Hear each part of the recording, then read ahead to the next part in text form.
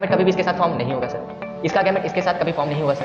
ठीक है, अब यहाँ देखिए अब क्या बताना चाह रहे हैं, प्रिंट बताता है F1 में क्यों सिर्फ सारा टॉल आया, आंसर दो, मोनो हाइब्रिड क्रॉस बना के तुम लिख दो, सही हो जाएगा। उसका दूसरा पॉइंट की आल्सो एक्सप्लेन F2 में रेशियो 3:1 क्यों आया। ह्यूमंस में देखते हैं तो हमारे पास दो तरह के होते हैं ईयर, एक होते हैं अटैच ईयर लोग, ये अटैच होंगे, पिन्ना अटैच होगा यहाँ पे, और एक होंगे फ्री। तो अगर हम बात करते हैं उसके ऊपर क्या है, ये जीन करके लगा हुआ, ये जीन करके लगा हुआ। तो जीन क्या एक सेगमेंट है सर, ये सेगमेंट का काम क्या होता है, एक 12 की बुक में जो हमारे पास स्किन का कलर है, यहाँ पे देख ये स्किन का कलर, और उसके बाद देख ये स्किन का कलर, ठीक है, ये स्किन का कलर देख, ये स्किन का कलर देख, सब कटा हुआ है। अब कुछ कटा हुआ है तो तुमको क्या लग रहा है कि ये ट्रांसफर हो जाएगा ऑफस्प्रिंग में? नहीं जी नहीं, ये ऑफस्प्रिंग में ट्रांसफर नहीं होगा, ना तो हमारे पास ये ट्रांसफर होगा ऑफस्प्रिंग में, ना तो ये ट्रांसफर होगा आपका, ये 12th में पढ़ा जाएगा, ये 10th में पढ़ा जाएगा। तो 12th और 10th ये ट्रेड और कैरेक्टर क्या है, किताब, उसी तरीका से। सो हेलो एवरीवन, तो आज का जो टॉपिक हमारा होने वाला है that is heredity, because evolution chapter तो आपका यहाँ से कट डाउन है। तो हेरिडिटी चैप्टर में प्रॉब्लम क्या होता है ना कि अगर आप चीज़ों को लिख के नहीं करोगे, अगर आप अपने से नहीं करोगे तो आपको नहीं आएगा। ये चैप्टर कुछ इस तरीका का ही है जहाँ पे आपको खुद से लिख के क्रॉस करना होता है। अगर आप क्रॉस को लिख के नहीं करोगे तो आप सीख भी नहीं पाओगे, और आपका 100% एग्जाम में क्वेश्चन इसका गलत हो जाएगा आपसे। तो हम लोग क्या करेंगे ना, बहुत जीरो से इस चैप्टर को पढ़ना स्टार्ट करेंगे। अगर आप क्लास में एब्सेंट थे, अदरवाइज आपको कहूँ से भी आप सुपरफिशियल लेवल पे पढ़ ली हो, तो उससे क्वेश्चन नहीं होगा। आपको इसको लिख के करना पड़ेगा, क्रॉस वाले क्वेश्चन और लॉ वाले क्वेश्चन, जो आपका लॉ ऑफ मेंडल है, मेंडल का जो लॉ था उससे जो क्वेश्चन बनता है, क्योंकि ये डीप कॉन्सेप्ट पे ये सारा चैप्टर आधारित है। और इसका जो को रिलेटेड है वो चैप्टर वेरिएशन से, दैट मीन्स कि रिप्रोडक्शन का 2 पेज से आपका इसका इंटरकनेक्शन होता है थोड़ा सा।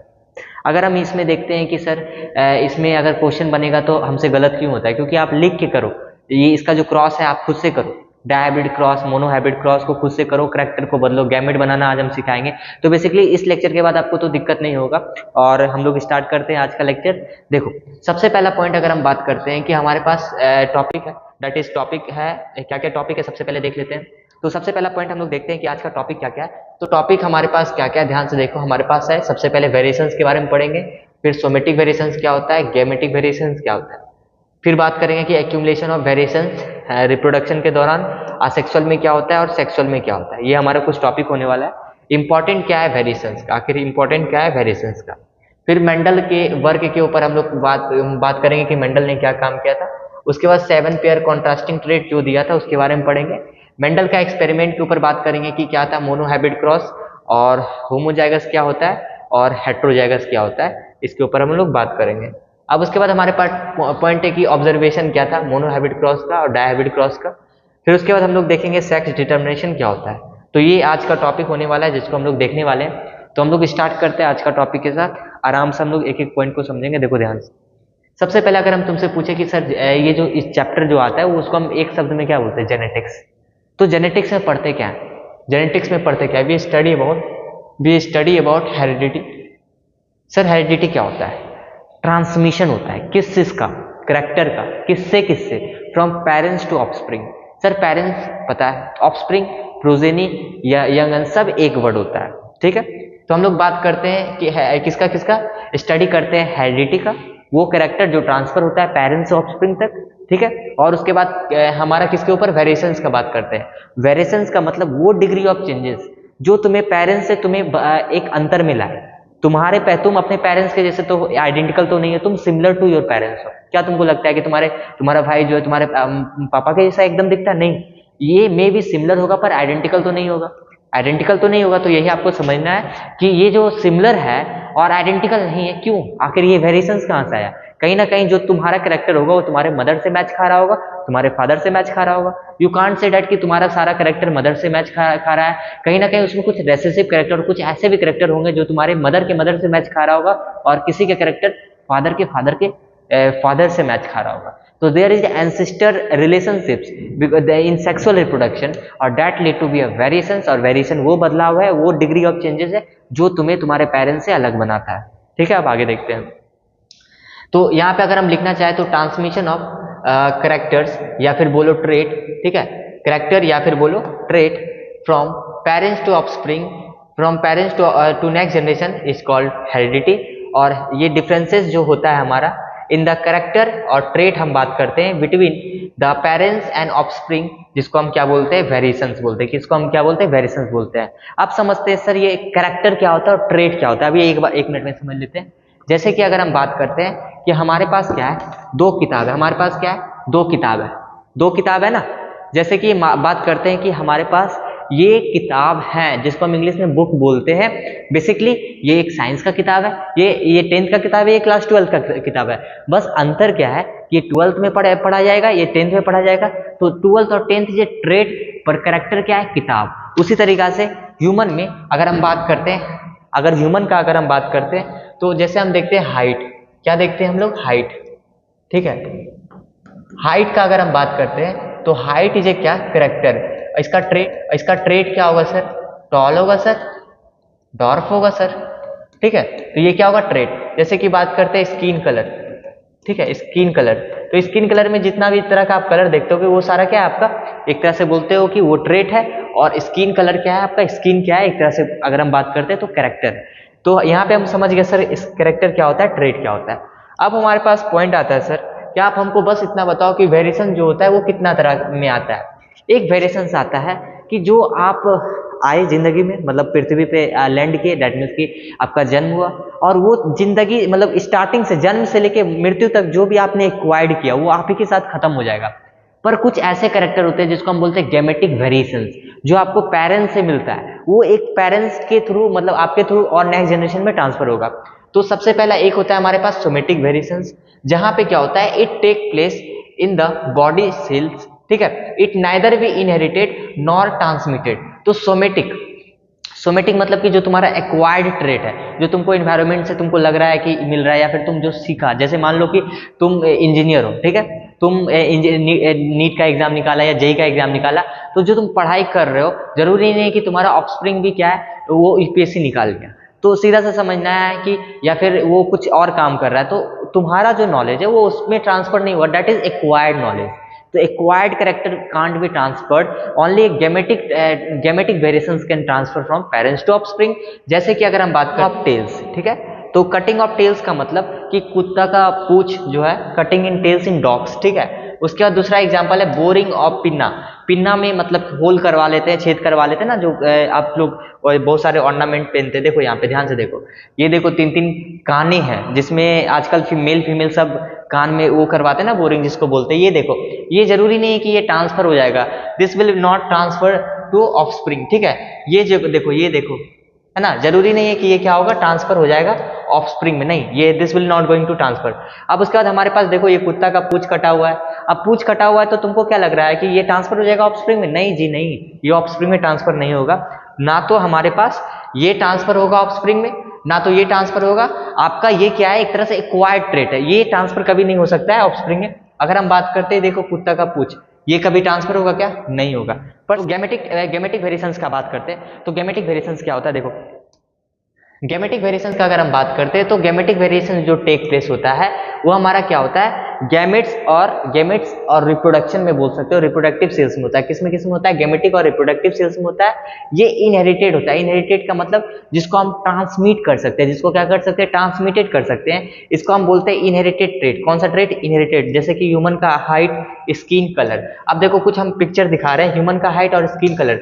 जैसे कि देखो ये ह्यूमन का हाइट है, तुम्हारे फादर का जो हाइट होगा लगभग तुम्हारा हाइट भी वो होगा। अगर रेसेसिव है, इसका मतलब कहीं ना कहीं तुम्हारे पापा का मतलब कि हाइट छोटा होगा, या फिर उनके पापा का हाइट छोटा होगा, या तुम्हारे मम्मी के पापा का हाइट छोटा होगा, या तुम्हारे मम्मी के मतलब नानी का तुम्हारा जो है हाइट छोटा होगा। तो ये कहीं ना कहीं एंसेस्टर रिलेशंस भी आते हैं, फैक्टर्स जो हाइट को दिखाते हैं। तो ये तुम्हारा क्या ट्रांसफर होगा, इनहेरिटेड ट्रेट के अंदर है। अब देखो फेयर लवली का एक प्रचार वाला फोटो लेते आए, इसमें हम लोग देख रहे हैं स्किन का कलर, ठीक है। तो स्किन का कलर हम यहाँ से भी देख सकते हैं कि जो स्किन का कलर है हमारा, जो हमारे पास स्किन का कलर है, यहाँ पे देख ये स्किन का कलर, और उसके बाद देख ये स्किन का कलर, ठीक है। ये स्किन का कलर देख, ये स्किन का कलर देख, सब अलग अलग है, और ये कहीं ना कहीं जेनेटिक वेरिएशंस के ऊपर भी काम करता है, ठीक है। अब आगे देखते हैं। अब हमारे पास कुछ हमारे पास इसके रिलेटेड जिसको हम लोग देखते हैं। सबसे पहला टर्मिनोलॉजी हमारे पास क्रोमोसोम्स, ठीक है। तो क्रोमोसोम्स को समझने के लिए मैं सिंपली एक ड्राइंग बनाता हूँ बार बार, जो मैं आप सबको बताता हूँ कि क्रोमोसोम्स को हम क्या बोलते हैं, स्कैटर्ड फॉर्म। स्कैटर्ड फॉर्म क्या किस चीज का होता है, डीएनए का। पर सबसे कंडेंस फॉर्म होता है। कैसे जाने कंडेंस फॉर्म में? सबसे पहला फॉर्म इसको क्या बोलेंगे, डीएनए। इसको क्या बोलेंगे, डीएनए। और ये जो हमारा होता है डीएनए जो होता है हमारा, उसके बाद हमारा जब डीएनए का क्या होता है, कंडेंस होता है। जब ये कंडेंस होता है, कंडेंस फॉर्म ऑफ डीएनए, इसको हम क्या बोलेंगे, क्रोमेटिन, इसको क्या बोलेंगे? क्रोमेटिन। फिर उसके बाद इसको क्या बोलेंगे? मोस्ट कंडेंस फॉर्म, जिसको हम क्या बोलते हैं? क्रोमोसोम्स। मोस्ट कंडेंस फॉर्म, ये हमारा क्या होता है? जेनेटिक मटेरियल का एक तरह से बोल सकते हो कि डीएनए जब हमारा ज्यादा कंडेंस हो जाता है तो क्रोमेटिन बनाता है, और कंडेंस हो जाता है तो क्रोमोसोम्स बनाता है। तो क्रोमोसोम्स है क्या? एक रॉड लाइक स्ट्रक्चर होता है जो कहाँ पे प्रेजेंट होता है? सबसे पहले हमारे पास ये सेल है। क्या है हमारे पास? सेल है। सेल के अंदर क्या होता है? न्यूक्लियस होता है। सेल के अंदर क्या होता है? न्यूक्लियस होता है। न्यूक्लियस के अंदर हमारे पास होते हैं जेनेटिक मटेरियल। न्यूक्लियस के पास हमारे पास क्या होता है? Genetic material. जो जेनेटिक मटेरियल को तो हम डीएनए बोलते हैं, और वही तो हमारे क्रोमोसोम्स के फॉर्म में होता है ना। अब देखो, तो रॉड लाइक स्ट्रक्चर होता है। इट अपीयर ड्यूरिंग, कब ये दिखता है? जब हमारा सेल डिवीजन होता है। और ये क्या कैरी करता है? जीन कैरी करता है। तो ये मत सोचियो कि हमारे पास जो जीन कैरी करता है सिर्फ हमारे पास क्रोमोसोम्स के पास जीन होता है, नहीं। जीन हमारे पास यहाँ डीएनए में भी होता है, क्रोमेटिन में भी होता है, क्रोमोसोम सब सारे का जीन होते हैं। सर जीन होते क्या है? जीन एक तरह का बोल सकते हो कि सेगमेंट होता है। किस चीज का? डीएनए का सेगमेंट होता है। क्या होता है? डीएनए का सेगमेंट होता है। जैसे कि हमारे पास ये मान लो पूरा डीएनए का एक स्ट्रक्चर है, उसके ऊपर क्या है? ये जीन करके लगा हुआ है, ये जीन करके लगा हुआ है। तो जीन क्या? एक सेगमेंट है। सर ये सेगमेंट का काम क्या होता है? एक 12th की बुक में एक लाइन लिखा हुआ है कि DNA is structure and gene is a function. Why we are saying gene is a function? क्योंकि वी नो दैट कि हमारे पास जो जीन होता है, वो एक प्रोटीन फॉर्म करता है, और ये जो प्रोटीन फॉर्म हो रहा है ये कहीं ना कहीं किसी भी ट्रेट के लिए रिस्पॉन्सिबल होता है। डेट मीन्स किसी कैरेक्टर के लिए रिस्पॉन्सिबल होता है कि वो प्रोजेनी में जाके कैसे एक्सप्रेस करेगा। जैसे मान लेते हैं कि ये हमारे पास हेयर के लिए है, ये हेयर के लिए, ठीक है। उसके बाद हमारे पास ये हेयर के लिए है। उसके बाद मान लेते हैं कि ये हमारे पास स्किन के लिए, ठीक है। ये मान लेते हैं हमारे पास स्किन के बाद हमारे पास मान लो नोज का शेप के लिए। तो ये सारा चीज जो हमारे पास है, जीन अलग अलग जीन है, अलग अलग कैरेक्टर को शो करेगा, और अलग अलग कैरेक्टर के रिप्रेजेंटेशन को ऑफस्प्रिंग में ये रिस्पॉन्सिबल होता है। ये हर एक जगह पाया जाता है। कैरेक्टर क्या होता है? ट्रेट क्या होता है? मैंने तो बता दिया कैरेक्टर क्या होता है, ट्रेट क्या होता है। आप पढ़ लो यहाँ से कि कैरेक्टर क्या होता है। वो फीचर होता है, वो कैरेक्टरिस्टिक्स होता है किसी भी, जैसे कि हाइट हो गया, कलर हो गया, शेप हो गया, ये कैरेक्टर है। ट्रेट क्या होता है? एक इनहेरिटेड कैरेक्टर होता है, feature which is normally inherited and has detectable and variant to tall and dark are the trait of character height. Allele क्या होता है? अगर हम बात करते हैं एलील के ऊपर, तो एलील को हम समझते हैं। सबसे पहले हम अगर देखते हैं एलील क्या होता है, ध्यान से देखो। अगर हम एलील का बात करते हैं, जैसे हमारे पास ये क्या बन गया? डीएनए बन गया। ये क्या बन गया? डीएनए बन गया, ठीक है। अब डीएनए हमारा क्या होता है? Slight modification. स्लाइट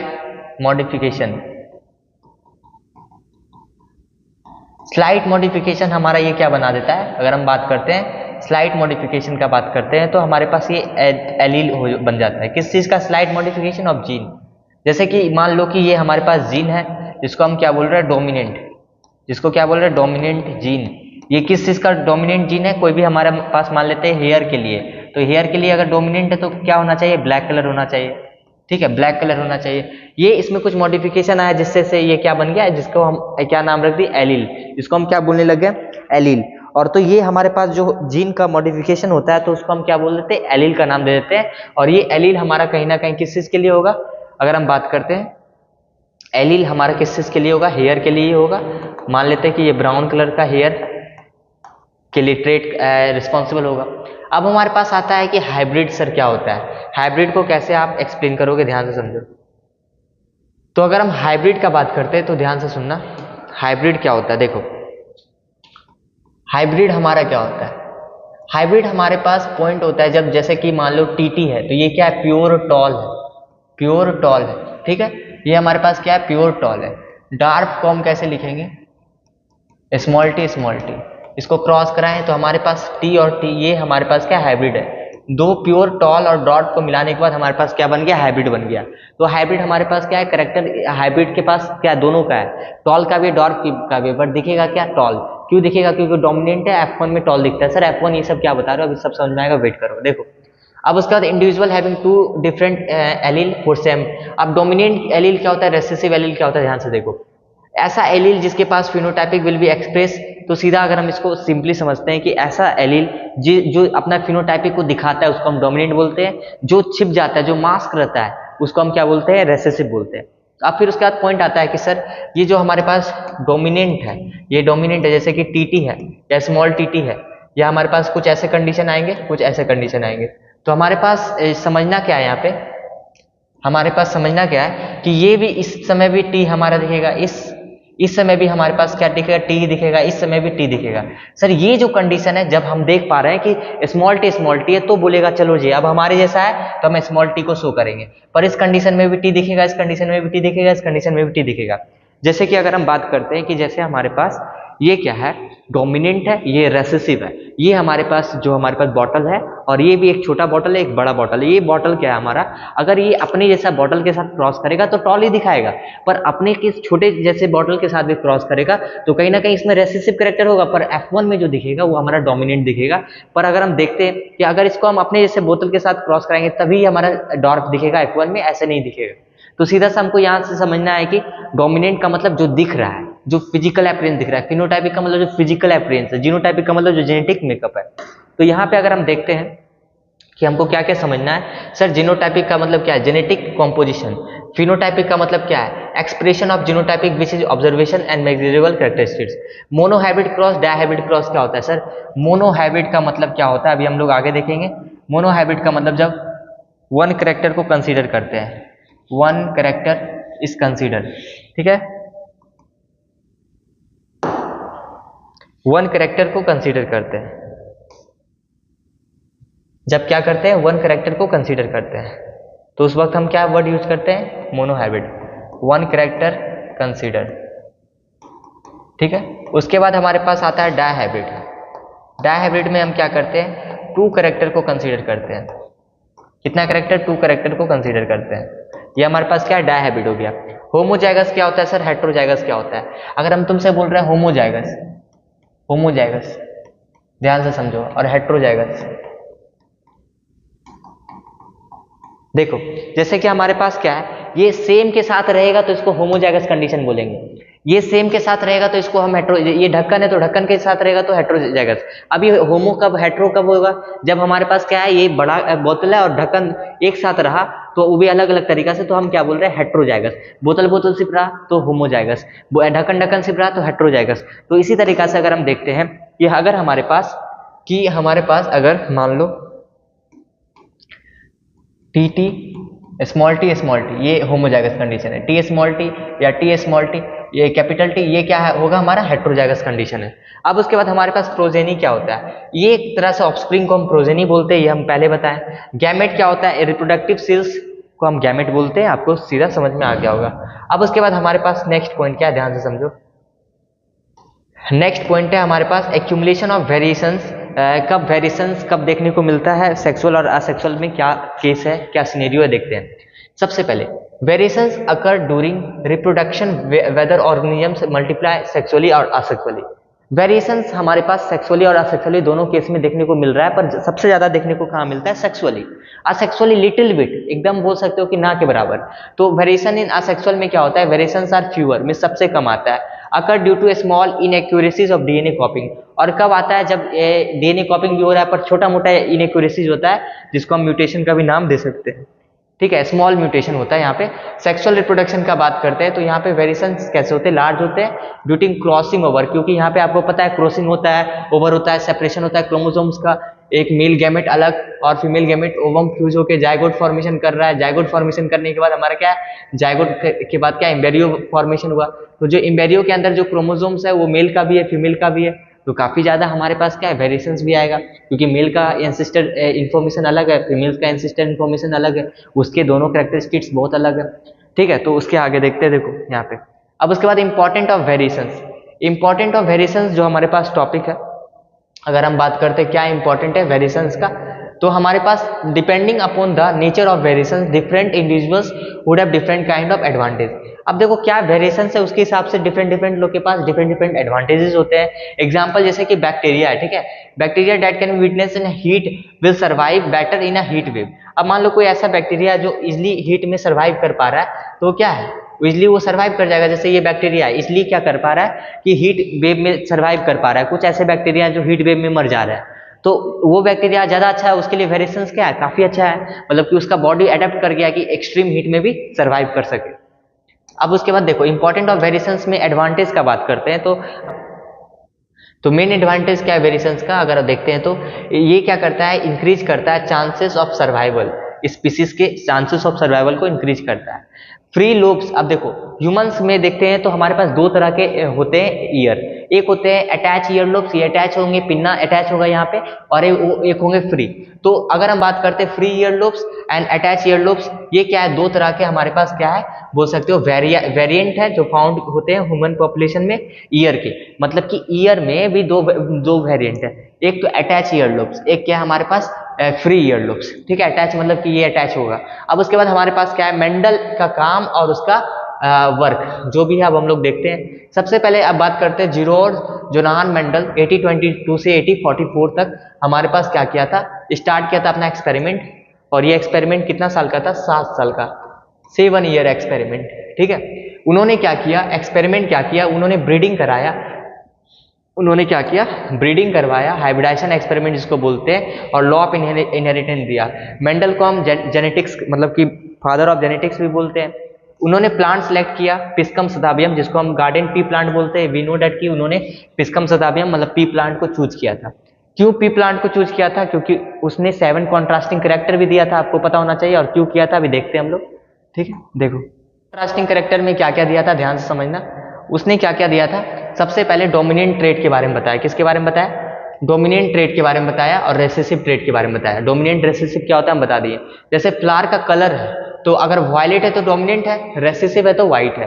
फ्लावर का पोजीशन मतलब कि कहाँ पे पोजीशन है, एक्सियल है कि टर्मिनल है, ठीक है। सर एक्सियल और टर्मिनल क्या होता है, अब अगर हम बात करते हैं एक्सियल और टर्मिनल के ऊपर, ठीक है, अगर हम बात करते हैं एक्सियल और टर्मिनल के ऊपर, एक सबसे सामने है या फिर एक नीचे है। अब उसके बाद बात करते हैं सीड का कलर येलो है या ग्रीन है, तो अगर इसको वाई से डिनोट करें तो इसको स्मॉल वाई से डिनोट करेंगे। अब उसके बाद हमारे पास राउंड है तो राउंड को आर से डिनोट कर रहे हैं, रिंकल को स्मॉल आर से करेंगे। पोर्ट का शेप इन्फ्लेटेड है या कॉन्स्ट्रिक्टेड है, ठीक है, पोर्ट का शेप इन्फ्लेटेड है या कॉन्स्ट्रिक्टेड है। पोर्ट का कलर अगर मान लो कि यहाँ जी से डिनोट कर रहे हैं तो यहाँ पे स्मॉल जी से डिनोट करेंगे। अब उसके बाद मान लो हाइट ऑफ प्लांट टॉल से टी से डिनोट कर रहे हैं तो यहाँ पे क्या डिनोट करेंगे, स्मॉल टी से डिनोट करेंगे। तो आपको ये समझ में आना चाहिए कि पोर्ट का कलर कैसे डिनोट करना है और सीड का कलर कैसे डिनोट करना है। अब हमारे पास आगे का एक्सपेरिमेंट मटेरियल, मेंडल ने क्या किया था, ध्यान से समझो। मेंडल ने एक्सपेरिमेंट किया था, उन्होंने चूज किया था पिस्कम सताबियम, जो बताएं क्यों चूज किया था भाई, ये आता है आपका सीबीएसई का क्वेश्चन में, ये क्वेश्चन आता है। Ability of detectable contrasting trait, उसके अंदर कॉन्ट्रास्टिंग ट्रेट देखने को मिलता है। कॉन्ट्रास्टिंग ट्रेट का मतलब अभी मैंने बोला कि डोमिनेंट है तो रेसेसिव भी है, जैसे कि हाइट है तो टॉल अगर डोमिनेंट है, रेसेसिव हमारा क्या है, डॉर्फ है।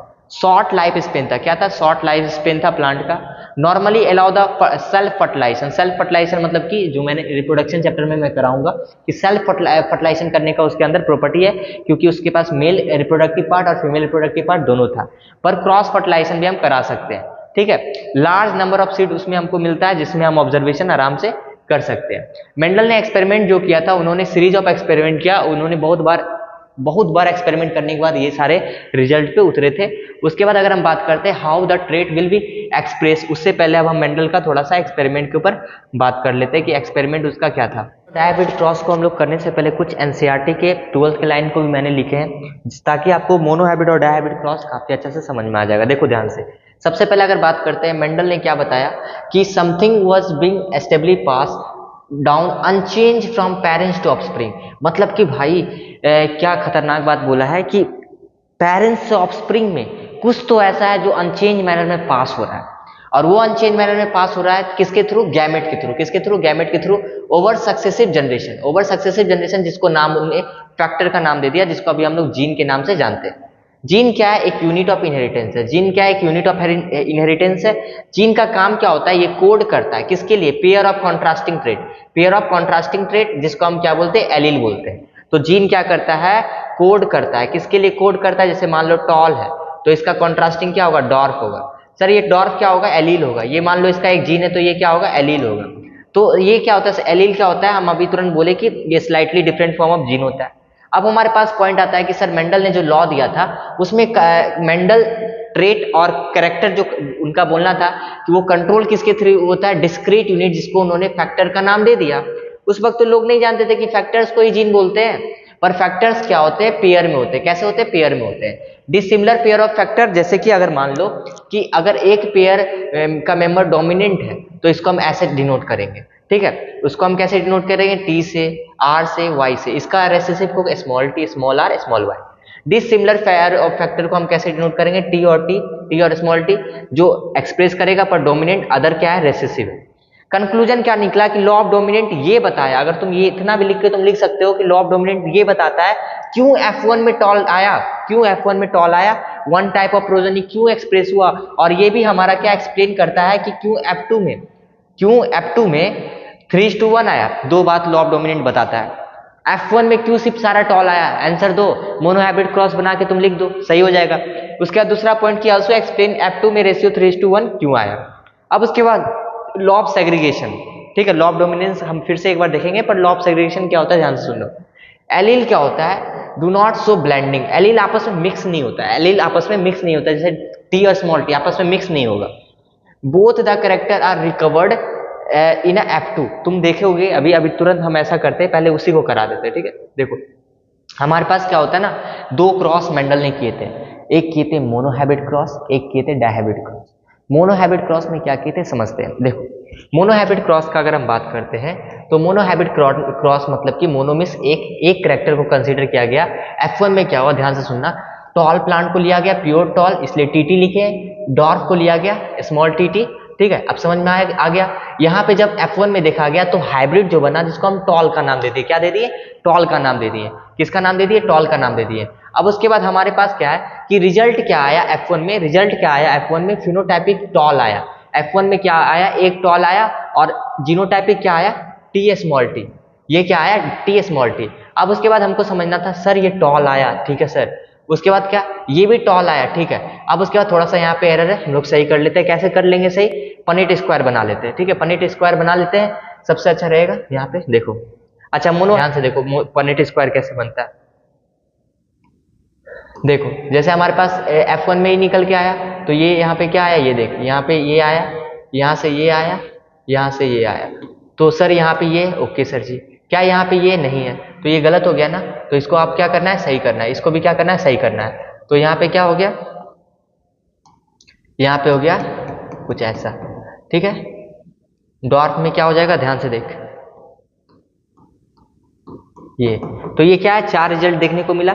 हम देख पा रहे हैं कि अगर हम रिजल्ट देखते हैं तो हमें क्या है, कुछ इस तरीका से दिखेगा। क्या दिखेगा, कुछ इस तरह से दिखेगा, T small T, T T, और स्मॉल टी। सर मेरे को पता है कि अगर ये कंडीशन भी रहा, ये कंडीशन भी रहा फिर भी टॉल, ये कंडीशन रहा फिर भी टॉल, ये कंडीशन रहा फिर भी, ये डॉर्फ हो जाएगा, क्योंकि प्योर हमारे पास क्या है, रेसिसिव है, तो क्या हो जाएगा, डॉर्फ हो जाएगा। क्या हो जाएगा, डॉर्फ हो जाएगा। अब उसके बाद सर ये कंडीशन रहा फिर भी टॉल, ठीक है, तो वी नो डैट कि अगर हेट्रोजाइगस कंडीशन है फिर भी डोमिनेंट शो करेगा, होमोजाइगस में रेसेसिव दोनों रहेगा तभी वो शो करेगा। अब उसके बाद रिजल्ट F2 का बात करते हैं, तो देखो यहाँ पे 3 हमारा टॉल आया, 3 कितना आया, 1 2 3, ठीक है, 1 2 3, ठीक है। आप देख ध्यान से हम क्या बोलना चाह रहे हैं। अब उसके बाद फिनोटाइपिक कितना है, 2। फिनोटाइपिक का मतलब सर एक टॉल है सर, और एक डॉर्फ ही तो है, तो 3/4 लिख, डॉर्फ हमारा कितना है, अगर देखते हैं तो कितना डॉर्फ है, 1 आया, डॉर्फ कितना है, 1 आया। अब उसका रेशियो देखते हैं तो कितना आया, 3:1। किस चीज का रेशियो सर, ये हमारा F2 में ये रेशियो देखने को मिला, ठीक है।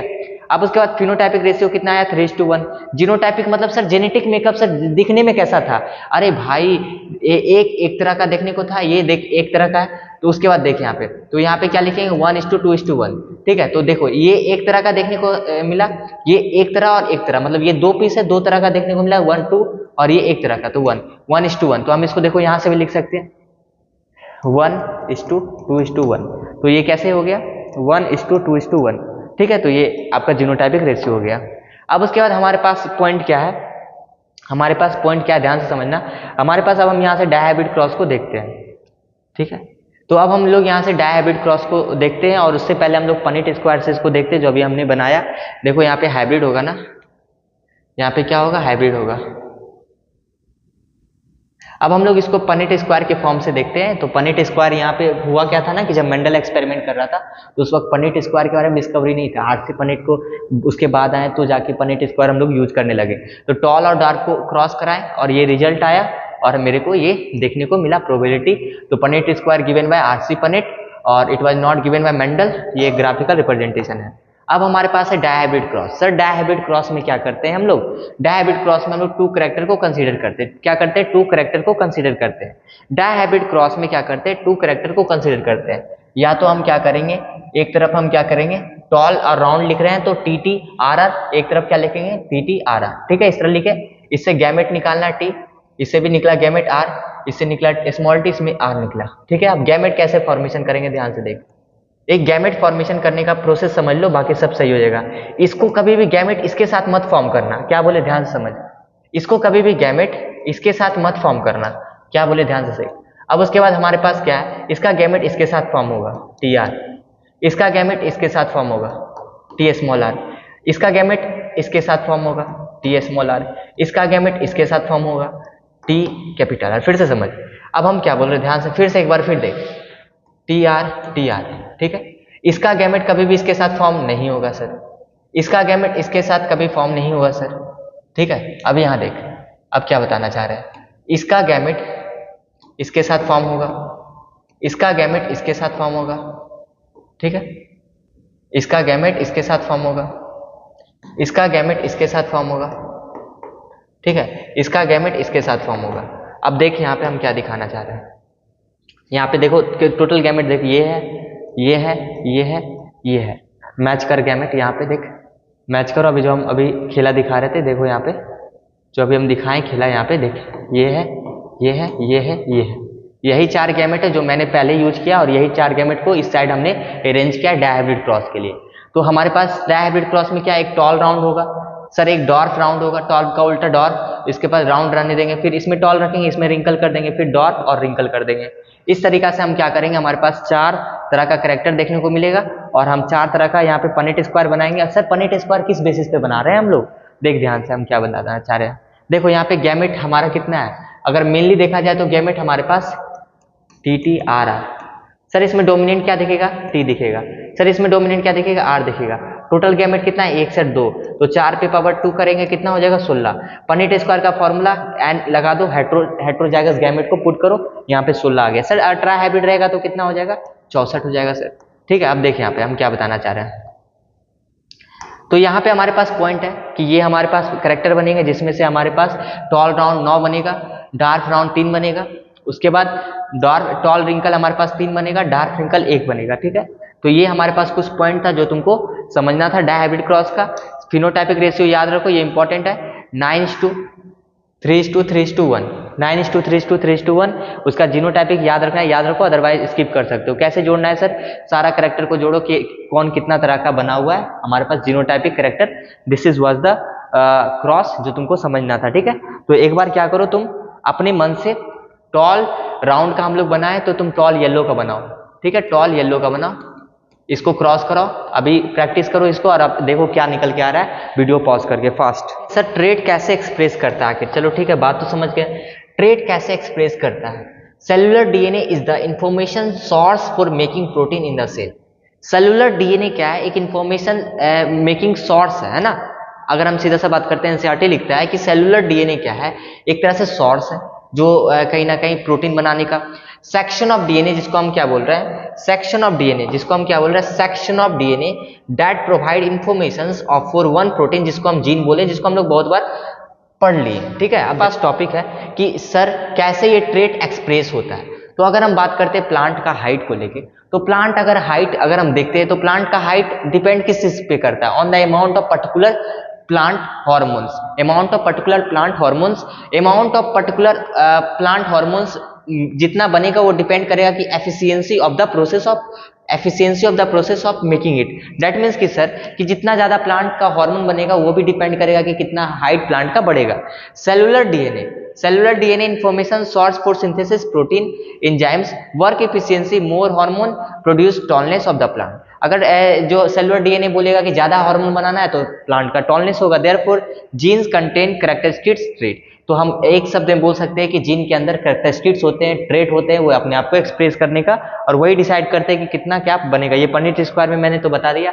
लास्ट टॉपिक है हमारा सेक्स डिटर्मिनेशन, जो आज का लास्ट टॉपिक है। Determination of sex of offspring is known as sex determination. Factor responsible for sex determination are environmental and genetic factor responsible for sex determination. Environmental में देखा जाए तो कुछ एनिमल्स में जैसे कि टेम्परेचर के हिसाब से हमारा जो होता है एग्स का फर्टिलाइजेशन मेल और फीमेल डिसाइडेड होता है। जैसे कि देखो ध्यान से, तो डिसाइड जेंडर किसके हिसाब से होता है, टेम्परेचर के हिसाब से। जैसे कि हमारा टर्टल में, एलिगेटर में, ये सारा में देखने को मिलता है जो आपका लिखा हुआ है। सेक्स क्रोमोसोम्स का बात करते हैं तो देखो अगर इसमें हम थोड़ा सा और डिटेल में जाते हैं तो टर्टल हो गया, एलिगेटर हो गया, क्रोकोडाइल हो गया, ये सब में डिसाइड कैसे होता है, टेम्परेचर के हिसाब से। तो आप ये चीज लिख सकते हो टेम्परेचर के हिसाब से। जब हम लोग क्वेश्चन करेंगे तो डिटेल में देखेंगे कि इसमें टेम्परेचर इंक्रीज और डिक्रीज, और उसके बाद इंडिपेंडेंट असॉर्टमेंट का एग्जैक्ट डेफिनेशन क्या लिखना है, वहां पे जब हम एनसीईआरटी सॉल्यूशन करेंगे तो वहां पे सारा चीज कवर हो जाएगा।